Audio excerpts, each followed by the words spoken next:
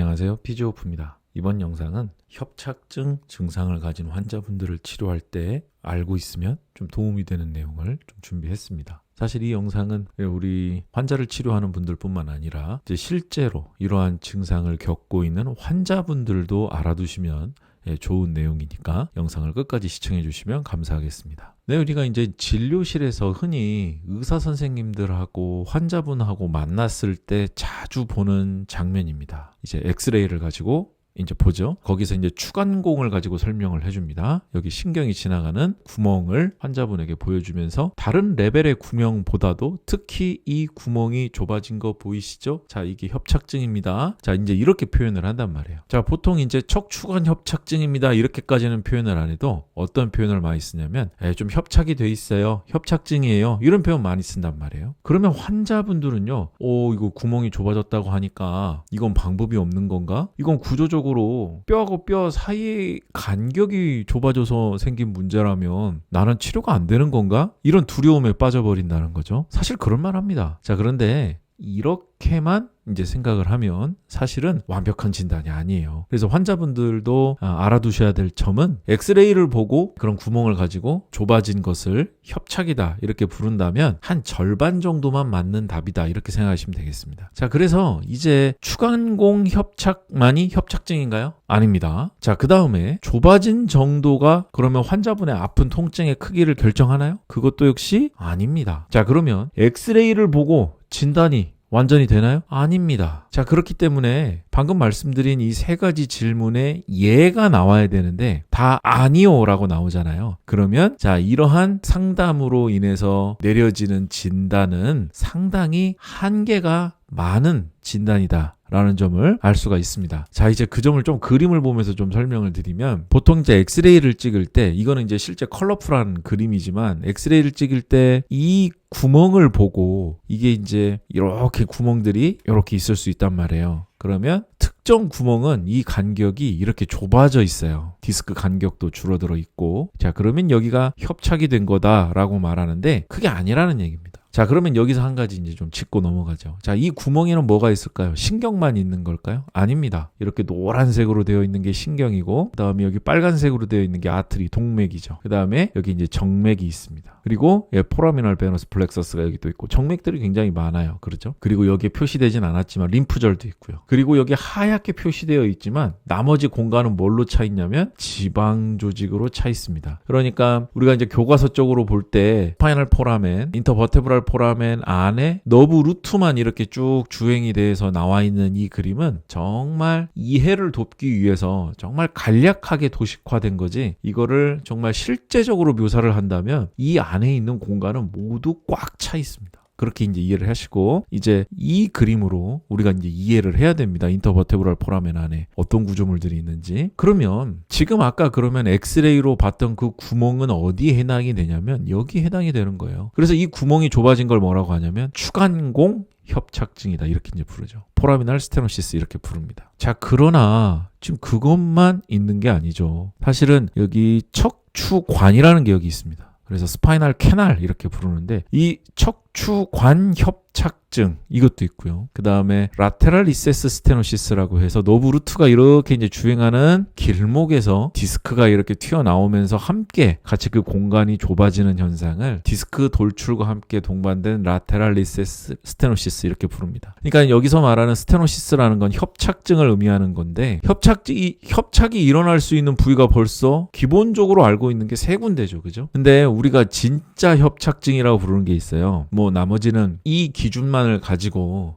이제 환자분이 아픈 그 원인과 그리고 현재 환자분이 갖고 있는 증상에 대한 어떤 결과, 그런 인과성을 추론하기가 어렵습니다. 이 두 가지는. 근데 그와 달리 여기 척추관 협착증은요, 그 인과성이 밀도가 높아요, 상대적으로. 그래서 디스크가 이렇게 튀어나오면서 점차적으로 여기 공간을 막아버린다든지, 아니면 여기 이제 뒤에 있는 인대들이 계속 두꺼워지면서 여기 공간들이 점차적으로 없어진다든지, 아니면 선천적으로요, 여기 공간이 작은 분들도 있어요. 자, 이러한 여러 가지 이유들 때문에 이 척추관이 좁아지게 되면 환자분 예후가 진짜 안 좋습니다. 그러니까 이제 우리가 예상하기에 포라미날 스테노시스나 아니면 이 디스크가 동반된 라테랄 리세스 스테노시스 같은 이 경우라면 충분히 치료를 해볼 만해요. 충분히 도전해볼 만하고 예후가 나옵니다. 그런데 이 스파이널 캐날 스테노시스는 이 두 가지에 비해서 상대적으로 예후가 좋지를 않아요. 그러니까 예후가 좋지 않다는 거는 시간이 많이 걸리고, 그리고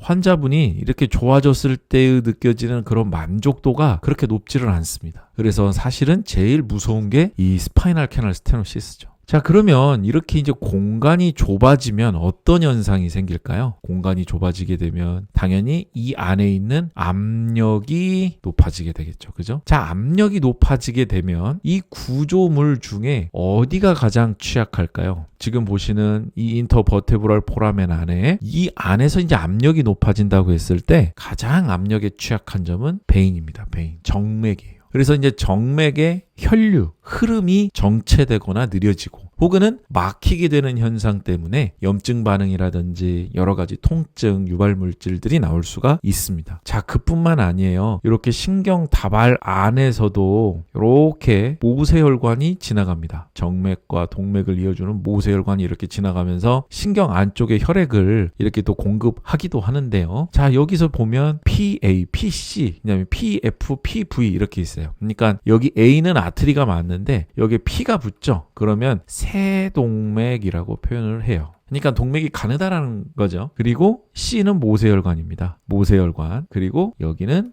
신경다발. 그리고 V가 세정맥. 이렇게 이제 표현 이제 할 수가 있겠는데, 그리고 여기 T는 터널입니다. 자, 그렇다면 여기서 만약에 이 좁은 공간 안에서 압력이 증가한다면 역시 어디가 제일 먼저 문제가 생길까요? 베인이 문제가 생기고, 그 다음에 모세혈관에 문제가 생기고, 그 다음으로 아트리에 문제가 생기죠. 그러니까 동맥이 압력에 가장 강해요. 그리고 정맥이 압력에 가장 취약하고 이런 상황으로 됩니다. 그러니까 단순히 물리적으로 공간이 좁아지면서 혹은 디스크가 이렇게 튀어나오면서 구조적인 변화를 만들죠. 그러면 거기서 발생하는 제1의 변화는 압력이고, 이런 조직들이 압력의 영향을 받으면서 가장 먼저 무엇이 변화가 발생하냐면 혈류량의 변화가 생기는 겁니다. 혈류량, 혈류 속도. 그러면서 거기서 2차적으로 우리에게 통증 신호를 보내서 경고를 주는 것이죠. 자, 그뿐만이 아닙니다. 지금 인터버테브럴 포라멘, 그 다음에 라테랄 리세스, 그 다음에 스파이널 캐날 이런 점도 살펴보고 있는데 그뿐만이 아니에요. 사실은 이 버테브라가요, 이 척추뼈가 이렇게 앞으로 밀려나는 현상을 뭐라고 하냐면 일종의 분리증이라고 묘사를 하기도 하고, 이 분리증이 심하면 전방전위증 이렇게 묘사를 하기도 합니다. 이렇게 불러요, 실질적으로 진단명이. 자, 그렇게 되면 여기 인트라포라미날 리가먼트라고 하는 인대가 어떻게 변화를 받는가 한번 생각해 봐야 합니다. 이 인트라포라미날 리가먼트는 인터버테브럴 포라멘 안에서 이렇게 기시하고 정지를 합니다. 그래서 이 공간 자체의 직경을 유지해주는 역할에 더해서 이렇게 너브 루트라고 하는 신경근을 이 인대에 연결을 해서 고정해주는 역할도 해요. 아까 여기 지방이 꽉 차 있다 그랬잖아요. 이 지방이 어떤 성질하고 똑같냐면 우리가 감기 걸렸을 때 어린아이들 노란 콧물 나오는 것처럼 그런 식으로 이렇게 지방이 생겼어요. 그 가운데 동맥도 들어가 있고 정맥도 들어가 있고 뭐 림프절도 들어가 있고 이렇게 신경근도 들어가 있고 그러는 겁니다. 그러니까 이렇게 유동성이 아주 높은 공간에서 제 위치에 있으려면 무언가 고정이 돼야 되겠죠. 그 역할을 인트라포라미날 리가먼트가 이제 하게 되는 것인데, 자, 예를 들어서 이제 여기서 우리가 같이 상상력을 한번 발휘해 보자고요. 예를 들어서 이게 L4고 이게 L5라고 가정을 해보겠습니다. 요추 5번 위에서 요추 4번이 이렇게 앞으로 밀려나는 거예요. 자, 그러면 얘가 이렇게 밀려난다면요, 이렇게 지금 주행하는 인대들은 어떻게 될까요? 더욱더 팽팽해지겠죠. 그리고 이렇게 주행하는 인대도 팽팽해질 겁니다. 그렇죠? 자, 팽팽해지면 이 인대 사이를 통과하는 너브 루트는 이 인대의 팽팽해짐 때문에 더 압박을 덜 받게 될까요? 아니면 더 받게 될까요? 상식적으로 압박을 더 받게 되겠죠. 그러니까 이런 미세한 끈들이 신경근을 압박하는 이런 현상이 발생을 하는 겁니다. 자, 그래서 여기 우측의 그림처럼 이 인트라포라미날 리가먼트의 방향 다양의 형태를 이제 각각 종류별로 이렇게 좀 분류를 해 놓았는데요. 자, 이렇게 뼈의 위치의 변화로 인해서 인대의 타이트함 때문에 신경근이 눌리는 경우, 혹은 공간이 좁아지게 만들면서 협착이 일어나는 경우도 있어요. 그러니까 되게 신기하죠. 사실 엑스레이로 보면 인터버테브럴 포라멘이 그래도 어느 정도는 공간이 여유가 있어요. 근데 무엇이 발생했냐면 분리증이 발생을 한 거죠. 근데 이 공간은 좀 아직은 여유가 있어요. 근데 환자분은 꼭 증상이 스테노시스처럼 나온단 말이에요. 협착증 증상처럼. 와, 이거 뭐지 도대체? 이거 분리증 때문에 그러는 건가? 분리증이 이런 증상을 만드나? 여러분들 굉장히 힘들 거예요. 그죠? 그래서 사실 분리증은 그냥 단순하게 너브 루트가 이렇게 눌리는 어떤 디스크 사인하고는 완전히 좀 틀려요. 정말 사인이 다양하게 나올 수가 있거든요. 근데 지금 이 영상 제가 드리는 설명을 들어보시니까 어떠세요? 분리증의 증상이 꼭 너브 루트의 한 가닥 혹은 그 인접된 분절에서 문제가 생겨서 나오는 증상하고는 다른 유형의 증상이 나오는 이유를 이제 알겠다. 왜냐하면 별로 눌린 것 같지 않아도 이런 버테브라의 위치 변화로 인해서 인대의 타이트함 때문에 얘가 숨 막힐 수도 있구나, 얘가 목 졸릴 수도 있구나, 그러면 당연히 사인이 나오겠지. 그리고 아까 여기 신경 다발 안에 뭐가 있다고 그랬죠? 모세혈관. 신경이 건드려지면서 문제가 생기는 게 아니라 얘네들이 타이트해지면 압력이 높아진다 그랬어요. 그러면 여기 바깥에 있는 정맥에 더해서 모세혈관도 압력을 받아요. 신경 다발 안에 있는 모세혈관도 압력을 받고 혈류가 느려집니다. 그러면 자극이 되어지는 거예요. 통증이 발생하는 거예요. 그것 때문에. 그리고 여기서 이게 시간이 계속 더 오래되면 이제 너브 루트 신경 조직 자체가 압력을 받고 거기서 더 사인이 나오고 힘이 떨어지거나 감각이 무뎌지거나 이제 이런 식으로 통증이 나올 수가 있겠죠. 그래서 일단 아프다 이 느낌은요, 일단 지금 뭔가 혈류의 문제로 인해서 내 몸에 지금 계속 통증 신호를 보내고 있구나 라고 생각하시면 돼요. 그래서 감각이 떨어지거나 아니면 운동신경, 그러니까 힘이 떨어지거나 하는 건 이미 너브 루트의 그 가닥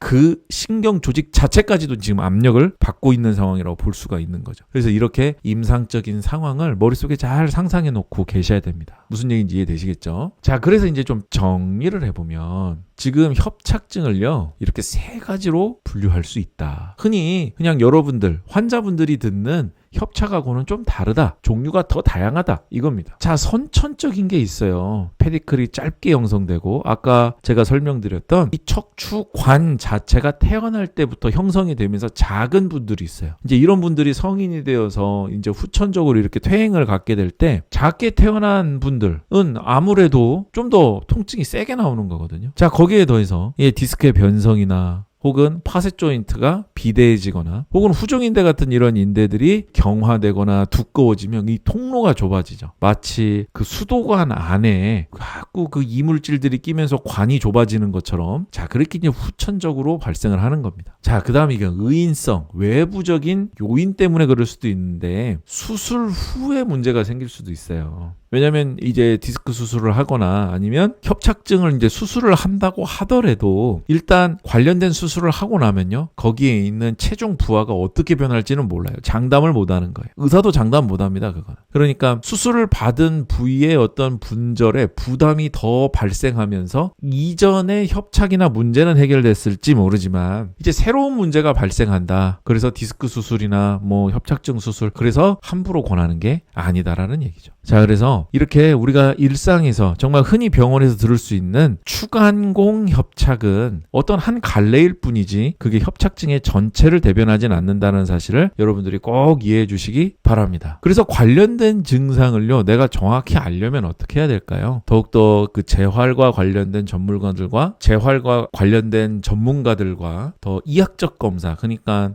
관련된 증상을 사진 한 장으로만 이렇게 해서 평가를 딱 내리고 끝나는 것이 아니라 의사와 또 물리치료사와 트레이너와 이런 분들이 같이 이제 협업을 이루어서 정확히 이제 구분이 돼야 돼요. 그러니까 병원 안에서, 병원 밖에서의 상황을 전체적으로 봐야 된다는 거죠. 그래서 환자분들이 제일 사실은 똑똑해지셔야 되는 거죠. 그래서요, 한 연구에서 허리가 아팠던 적이 없는 정상인 52명을 가지고 실험을 했어요. 그러니까 여기서 정상인이라는 것은 뭐 체형이 뭐 완전 표준에 가깝고 혹은 근력도 완전 퍼펙트하고 뭐 이런 범위의 완전성을 지금 말씀드리는 게 아니라 병원에 허리가 아파서 가본 적이 없는 정상인 그걸 의미하는 겁니다. 그래서 이제 그런 분들 52명을 대상으로 이 방사선과 의사한테 한 판독을 해보라고 했어요. 아무런 정보도 주지 않고. 그랬더니 35% 안 아팠던 사람에서 35%가 CT에서 디스크 탈출이 나왔대요. 그리고 안 아픈 사람의 조영술에서 비정상적인 사인이 나왔대요. 자, 이것은 뭘 의미할까요? 아프지 않아도 사진에서는 아플 수 있다 얘기예요. 자, 이것은 뭘 의미해요? 영상만 가지고는 한계가 있다. 자, 척추관, 스파이널 캐널에는 임계점이 있다라고 제가 지금 여기 써놨습니다. 임계점. 무엇의 임계점이냐면 압력에 해당하는 임계점입니다. 한 연구에서요. 보통 일반적으로 평균적으로 봤을 때 경막낭, 그러니까 척추관 안에 있는 경막낭의 단면적이 60에서 80mS입니다. 그러니까 이 임계점 아래로 떨어지면 아주 작은 압박만으로도 경막 내의 압력이 폭발적으로 증가하더라. 이것을 사체 실험에서 이제 알아낸 것입니다. 그러니까 단면적은 이렇게 생겼는데 여기서 조금만 더 압력이 가해지면 문제가 생긴다는 거죠. 자, 그러면 여기서요 10mm Hg의 압력만 더 추가가 되게 되면 혈류의 64%로 감소된다. 그리고 영양 공급이 줄어든다라는 겁니다. 자, 그 다음에 30에서 50mHg 압력이 올라가게 되면 이제는요 이 축삭이라고 하는 엑손이라고 하는 이 신경 조직 내의 기능이 있는데 이 운반에 장애가 일어나게 되고 그 사이에서 부종이 형성이 된대요. 부어버린다는 거죠. 그 다음에 50mHg 그 이상이 되면 이제는 신경 전도가 완전히 차단돼 버린다. 자, 그러니까요 이 실험의 결과 너브루트 압력을 가했을 때 어떤 변화가 일어나는지 이렇게 나타난 이 실험으로 보니까요 어떤 점을 알 수 있어요? 지금 협착이라고 하는 부분에 있어서 압력을 잘 관리만 해주면 사진상으로는 좀 좁아져 있다고 하더라도 MRI 상으로는 좀 좁아져 있다 하더라도 그래서 이 환자분이 현재 조금씩 통증을 가지고 계신다 하더라도 압력을 조금씩만 낮춰주는 시도를 우리가 해보게 됐을 때 변화가 나타날 수 있다라는 가능성을 암시해 주죠. 그래서 무조건 포기하는 게 답은 아닙니다. 아까 제가 인터버테브럴 포라멘에 있는 스테노시스나 라테랄 리세스에 있는 스테노시스 보다도 스파이널 캐널의 스테노시스가 예후가 좋지 않다라고 말씀을 드렸죠. 하지만 포기해서는 안 된다. 자, 협착증 환자의 경막 외 공간에 이제 압력 센서를 삽입했습니다. 그래서 자세별로 압력을 직접 측정했더니요. 자세에 따라서 압력이 이렇게 바뀌네요. 누운 자세가 가장 낮았고요. 그 다음에 서 있는 자세에서 허리를 숙였을 때도 역시 누운 자세하고 똑같았다고 합니다. 그 다음으로 낮은 것이 의자에 앉는 자세예요. 그런데 완전히 등받이를 세우게 되면 어떨까요? 얘가 허리가 완전히 익스텐션 되겠죠. 완전히 신전되겠죠. 그래서 약간 허리를 구부정하게 앉는 자세를 의미하는 겁니다. 그 다음에 가장 안 좋았던 게 뭐냐면 선 자세에서 허리를 뒤로 제치는 게 가장 안 좋았어요. 경막의 압력이 쭉 올라간 거였고 그 다음에 이제 서 있는 자세 그 다음으로 안 좋았습니다. 그러니까 한 자세로 오래 서 있는 자세가 협착증이 얼마나 안 좋겠어요. 그죠? 자, 그래서 여기서 힌트를 얻는다면 이 누운 자세라는 건 슈파인. 하지만 여기서 더 좋게 만든다면 사이드라잉이겠죠. 사이드라잉에서 양쪽 무릎에 베개를 넣은 자세. 이게 가장 누워서 편한 자세입니다. 그 다음에 서 있는 자세에서 허리를 숙이는 것이 가장 좋은 자세고요. 그래서 자세가 이렇게 압력을 결정하기 때문에 적어도 우리가 환자의 일상생활에서 누워 있을 때, 그리고 서 있을 때, 그리고 앉아 있을 때, 이 세 가지 일상생활의 동작에서 압력을 줄일 수 있는 어떤 솔루션을 제시한다면 일상생활에서 조금씩 압력 조절도 가능하겠죠. 물론 압력이 한번 딱 줄어드는 상태로 딱 고정이 되어버리면 제일 감사한 일이겠지만 사실 압력 조절은 일시적인 거긴 합니다. 그러나 이런 훈련을 계속 반복하면 유의미한 변화가 나올 수 있다는 거예요. 서서히 줄어들 수 있다는 얘기죠. 증상이. 그래서 가장 좋은 것은 허리를 숙여주는 동작입니다. 협착증 환자는. 이러한 상황 때문에. 무슨 얘기인지 이해되시겠죠? 그러니까 협착증에서요. 디스크에서는 다릅니다. 케이스 바이 케이스예요. 이렇게 허리를 숙이는 것은 물리적으로 척추관을 확장하고 그로 인해서 신경에 가해지는 압력이 감소해진다. 그렇기 때문에 어떤 경우에는 뭐 쇼핑 카트나 아니면은 유모차를 밀거나 혹은 사이클 타기 같은 이런 앉아서 하는 운동이 괜찮을 수 있어요. 그리고 서 있는 자세보다 좀 의자에 앉아서 허리를 구부정하고 있으면 통증이 줄어드는 이유도 그럴 수 있죠. 그리고 오르막길에서 편하고 내리막길에서는 더 힘든 이러한 상황들도 다 자세에 따른 압력의 변화로 인해서 발생하는 증상들입니다. 그렇기 때문에 제가 이렇게 조금 표현을 했는데요. 공간을 만들면이라고 그랬는데 우리 인체에서 없는 공간을 만들 수는 없지만 사실은 공간을 조금이라도 확보해주면, 좁아진 공간을 조금이라도 확보해주면 신경은 다시 산다, 숨통이 트인다 이 말입니다. 한 연구가 존슨이라는 사람이요, 협착증 환자 32명을요 4년간 추적했습니다. 수술 안 받기로 결정한 환자 32명을 4년간 추적했는데 놀라운 결과가 발생했어요. 어떤 놀라운 결과요? 대부분 변화 없음. 그러니까 급격한 악화가 되지 않았다. 그러니까 협착증은요, 지금 내가 수술을 해야 돼 말아야 돼 이렇게 빠른 결정이 필요한 상황이 아니라는 얘기입니다. 물론 여기서 전제는 있습니다. 예를 들어서 감각이나 대소변 혹은 힘, 근력이 떨어지는 이런 상황이라면 당연히 수술을 고려를 해야 됩니다. 이건 디스크도 마찬가지예요. 하지만 이런 게 아니고 단순히 저림이나 혹은 통증과 관련된 부분이라면, 이러한 것들이 없는 상황에서의 저림이나 통증과 관련돼 있는 부분이라면 4년간 추적을 했어도 대부분 큰 변화가 일어나지 않았다라는 거예요. 그러니까 환자분들도, 이 영상을 보시는 환자분들도 포기하지 마시고 일단은 치료를 위해서 할 수 있는 것들을 최대한 해야죠. 그래서 최대한 내 몸을 칼을 대지 않고 최대한 아껴 써야죠. 그래서 원리는요, 어떤 운동법이든 협착증은 허리를 숙여주는 것이 공간을 열어주는 게 되는 겁니다. 조금이라도. 그러면 무엇이 떨어지냐면 압력이 떨어져요. 아까 말씀드렸습니다. 그 신경 안에 있는 압력은 아주 미세한 힘에도 변화를 가져올 수가 있어요. 그래서 이런 굴곡 운동이 도움이 될 수가 있습니다. 맥켄지 운동에서도 신전 운동만 있는 게 아니라 굴곡 운동도 있고, 또 그 다음에 허리를 옆으로 이렇게 숙이는 측방 운동도 있고 여러 가지가 있습니다. 그러니까 굴곡 운동이라고 해서 무조건 해가 되는 건 아니에요. 협착증에서는. 그 다음에 이제 우리가 도수치료를 적용을 할 때는 플렉션과 디스트랙션을 같이 혼합한 동작이 도움이 될 수가 있습니다. 예를 들면 제니스 칵스 같은 테이블이나 아니면 전동 테이블 중에서도 이렇게 플렉션이 자동으로 이뤄지는 교정 테이블 같은 게 있죠. 그렇게 제작이 된 것들이 대표적인 사례라고 볼 수가 있겠습니다. 그래서 그렇게 쭉 늘려놓고요, 플렉션 상태에서 쭉 디스트랙션을 하는 이 상태를 쭉 늘려놓게 되면 척추관에 공간이 좀 확보되면서 압력이 떨어집니다. 일시적으로. 그래서 한 사례에서 보니까 12번 치료를 했더니 무증상에 도달했다, 이런 연구도 있어요. 자, 그래서 이제 이게 무조건 도수치료를 하면 무조건 좋아져 이런 건 아니지만 협착의 정도에 따라서도 좋아지는 상황이 있을 수가 있다. 척추관이라고 그래서 무조건 절망은 아니라는 겁니다. 환자마다 케바케예요. 무슨 얘기인지 이해되시겠죠?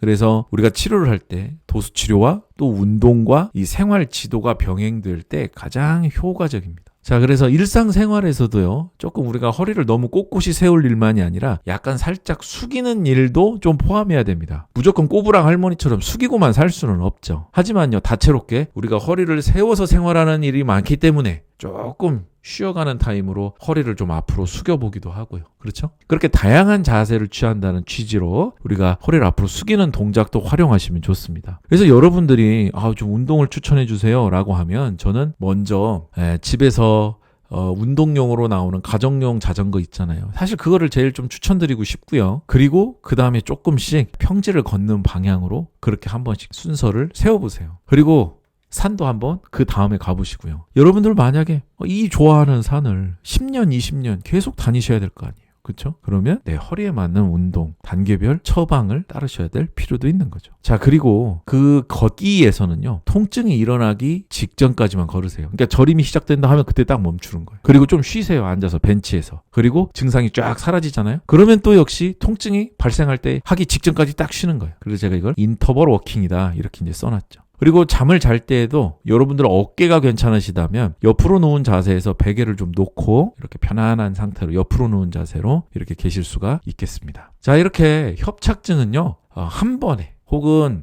여러 번의 치료로 끝나지 않습니다. 꾸준한 관리가 필요한 증상이에요. 그래서 여러분들의 자세, 그 다음에 여러분들이 병원에서 혹은 병원 밖에서 할 수 있는 운동, 그 다음에 직장 내에서 혹은 집에서 할 수 있는 어떤 일상생활, 이런 가운데서 꾸준한 관리가 이 증상을 조금씩 이제 완화시킬 수 있는 토대를 만듭니다. 그래서 이번 영상을 통해서 협착증을 치료하는 치료사분들과 그 다음에 협착증을 가지고 계신 환자분들, 그리고 여러분들의 센터에서 협착증 증상을 가지고 계신 회원분들 관리하실 때 이 내용을 참고해 주시면 감사하겠습니다. 이게 어떤 기교나 테크닉으로 좋아질 수 있는 증상이 아닙니다. 디스펑션이나 근육의 잘못 쓰임 혹은 디스크가 튀어나오는 증상, 이런 거하고는 차원이 틀려요, 협착증은. 그래서 정말 이렇게 모든 것들, 모든 정보, 그 다음에 모든 다양한 분야의 인력들과 협업한다는 오픈 마인드를 가지고 환자, 회원을 관리해야 우리가 정말 보람된 결과를 가져올 수가 있습니다. 저는 또 다음 영상에서 인사드리도록 하겠습니다. 끝까지 시청해주신 모든 분들 감사드립니다.